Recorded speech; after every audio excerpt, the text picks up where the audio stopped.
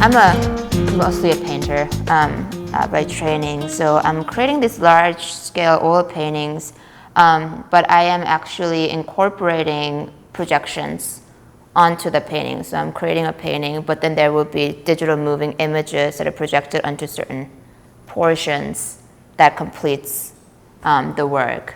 I was always fascinated by I think what I almost consider this collective impulse to create by humans. There's, I think, something about us as human beings that want to beautify it and call it our own. Right? Because of course there are a lot of fears that go into studying art, but I didn't want to not do it because I was afraid of failure.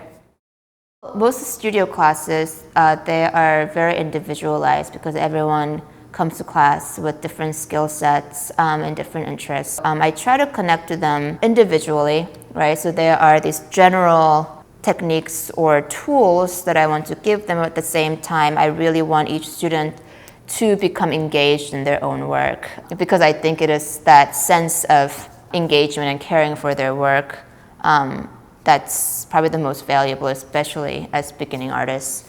I put a lot of emphasis on art history, to being really grounded in history and the knowledge of other artists.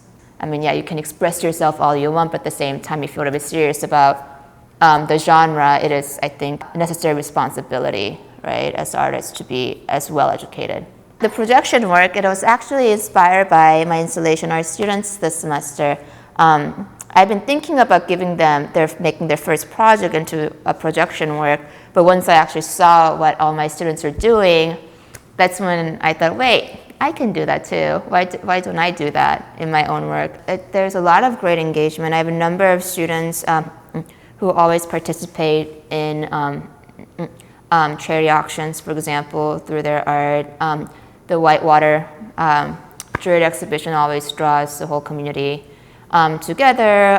I've also had some students who did certain kind of projection work out in the city of Richmond, dealing with the history of Richmond and old photographs and projecting them onto the current buildings they are now. I mean, those are just a few examples as to how they kind of go beyond just the campus. The feedback has been very positive so far, in most part.